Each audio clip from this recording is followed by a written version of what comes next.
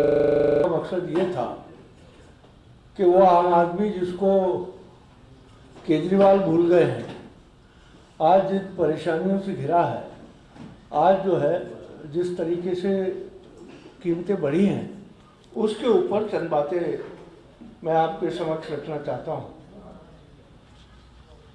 आज ऐसा लगता है कि दिल्ली में कीमतें कोई मुद्दा ही नहीं रही है। शायद दिल्ली के लोग सब के सब जो है बड़े लखपति और करोड़पति बन गए।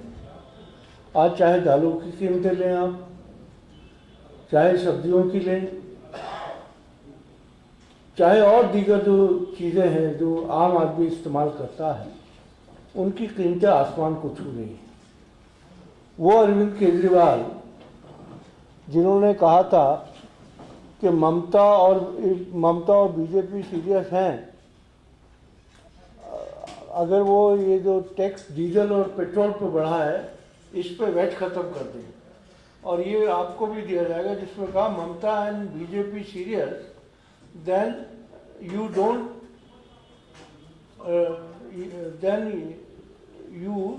Don't reduce tax on diesel in their state in bringing down prices.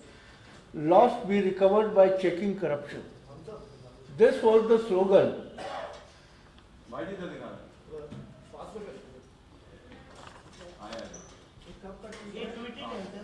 Tweet है उसका, मैं बताता हूँ।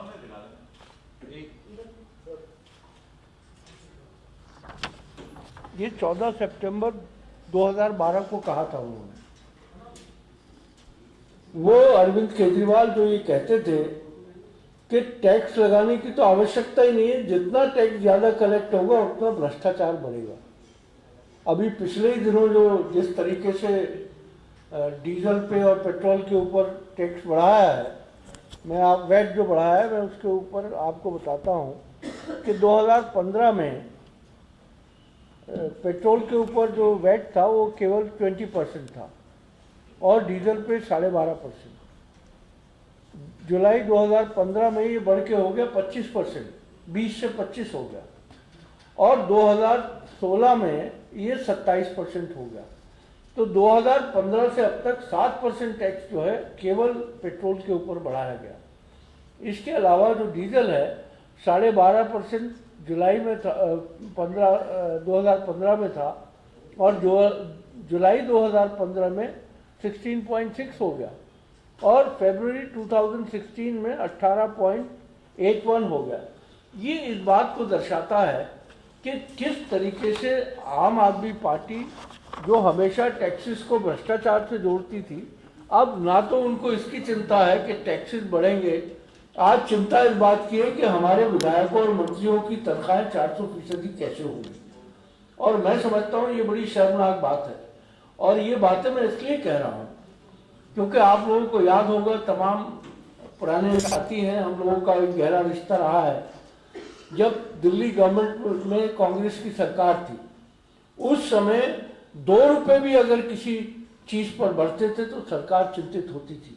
आपको याद होगा, हमने पूरी दिल्ली के अंदर जो जमाखोर थे उनके ऊपर रेड्स कराए थे, और रेड कराने के बाद एक अरेंजमेंट ये किया था हमने कि जो होलसेलर्स हैं वो पैक दालें, जो फूड ग्रेन एसोसिएशन थी, 400 आउटलेट मदर डेयरी के और तकरीबन 75 आउटलेट केंद्रीय भंडार, नेफेड और दूसरी जो कोऑपरेटिव बॉडीज थी, और 72 रुपए किलो दाल बिकवाई थी, जबकि मार्केट में अरहर की दाल जो थी 110 रुपए थी।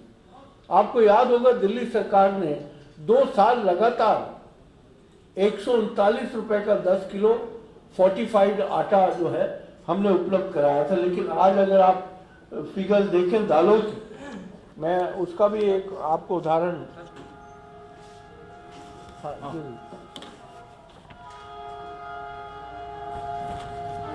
2014 में मूंग की दाल धुली जो थी वो 95 रुपए किलो थी, 2015 में 105 हो गई, और आज की डेट में 120 रुपए किलो मूंग की दाल मिल रही है धुली हुई।